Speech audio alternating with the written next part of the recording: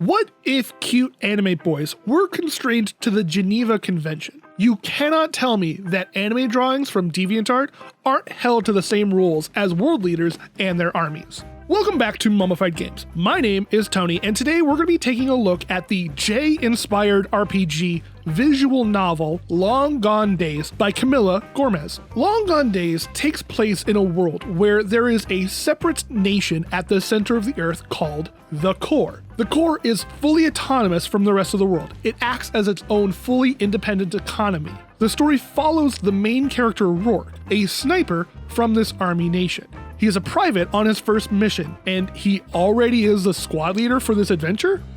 Odd. We're told that we're going on a mission to help the people of Poland fight back against the invading Russians. Okay, hold up, quick note.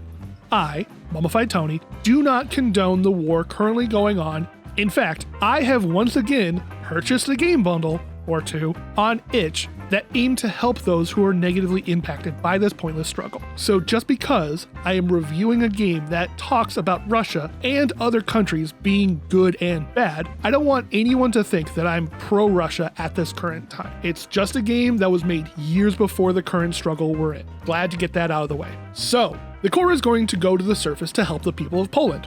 Sounds like a good and noble thing. Hey, BT Dub, when you go to the surface, can you please make sure to wear this Polish uniform?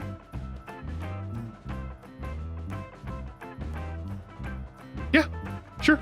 Must be a super altruistic and not want any glory or accolades as members of the Core. I mean, it might be sort of embarrassing for another nation to come in and help save you. It's like, asking your parents for money after you move out. That's cool. It's fine. Hey, also make sure you don't let anyone speak to you or let anyone hear you talk. Eliminate all targets on site. Okay, so after some random tutorial stuff, you talk to some people. Gather some items that can be used on the surface, health bars and potions, damaging items for combat, and a nice pair of boots and whatnot. There are about 5 side quests here. You should try to finish every quest in each zone you go to. In the menu, the quest will be laid out by zones you'll be in. So before you go to bed, if you care about getting 100% in the Core, then talk to everybody, maybe twice. The people you talk to once might say something different if you have an item in your inventory. After a good sleep, Rourke rushes to the meeting in full Polish army field dress. The away team for this mission gets a message from the leader of the Core,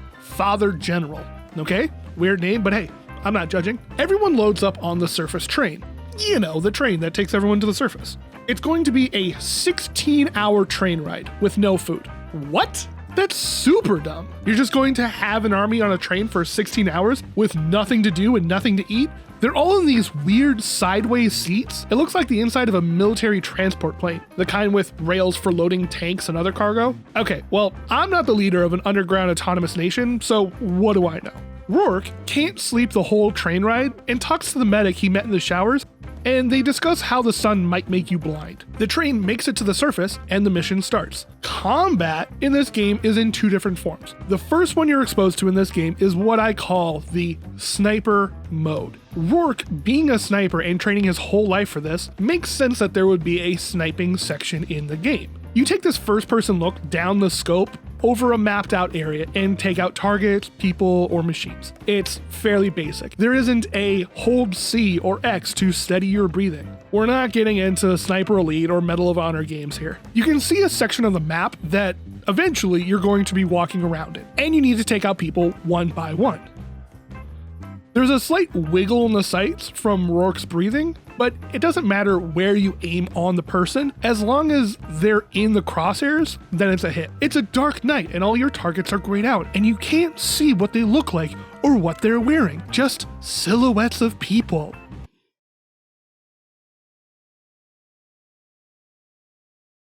Yep. Yeah, that tracks. Nothing to point out here. It's just a normal sniping mission.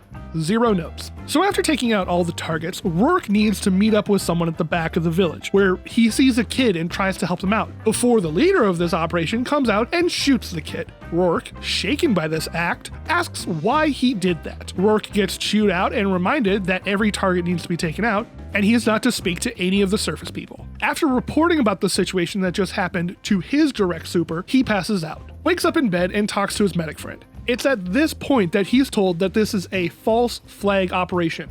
Oh, okay, that makes much more sense now. To be honest, when I was playing this for the first time, I didn't notice the obvious clues.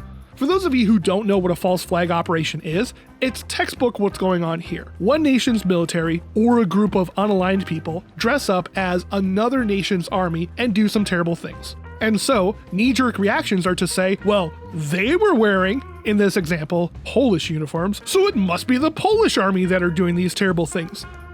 Yeah, but anyone can wear a shirt and claim to be someone they're not. Just go look at those kids who wear Led Zeppelin shirts. I see you fake fans. You do not get to wear that shirt unless you can name 3 Led Zeppelin albums.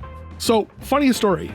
I was about 18 and this dude was trying to gatekeep me and he played the whole, oh yeah, name 3 of their albums. Me being someone who has downloaded all of their studio albums and thought it was really dumb to ask that about Led Zeppelin. I was like, okay, Led Zeppelin 1, Led Zeppelin 2, Led Zeppelin 3, and Led Zeppelin 4. Just as a joke and a way to tell this guy to go blow rocks. So, you find some way to sit out the mission, and then the Corps tries to kill you for defecting. After that, it becomes a story of, we have to help the Russian people. This isn't right. These people are being hurt, and it's not their fault. The story is sort of nothing new. I feel like this is the same thing that a lot of protags who start their story in power and then have a kicked out of heaven moment all feel like. After you're labeled as a traitor, there is a second form of combat and the one that comes up the most. And that's turn-based close combat, baby. It's a classic of the RPG style of games. In combat, you're able to use your regular attack, an item from your inventory, sort of all standard stuff. What's different in this game is you can use a special skill that uses up morale. The mechanic that revolves around morale is different. If a character gets to 100 morale, they do more damage with their regular attacks, and they get a boost to their other stats as well. So it's a good idea to keep your morale high. While out of combat, there are things and quest beats that will affect your morale as well. Someone tells you about how hard it is now that there's fighting that started, and work internalizes it and makes them feel bad. Well, now his morale is dropped. Or you reunite a mom with her lost kid. Good job. That's a morale boost. You know, it goes back and forth. So far in the game, I haven't seen an item that helps boost morale, like a health potion would.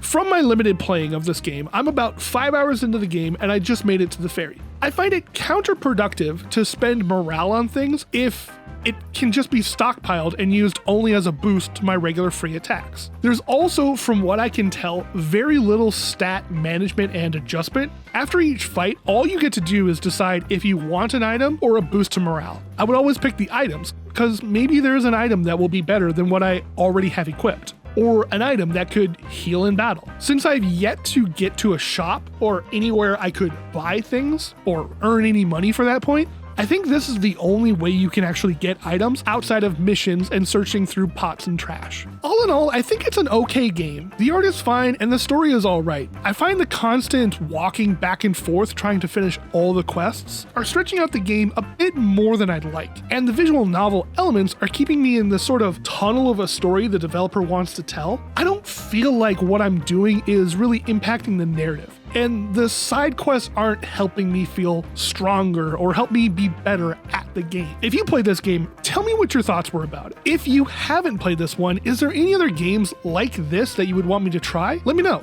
If someone in your family was at the Battle of Wisna and were outnumbered 40-1, let me know all about it. In the meantime, speaking of DeviantArt, I'm off to go find anyone on DeviantArt who draws inflation art and throw them in the hag. You all do the YouTube dance. Like, sub, bell, comment with your thoughts, and tell someone you know about these videos. And as always, friends, keep digging, and we'll make it out sometime. See you in the next one.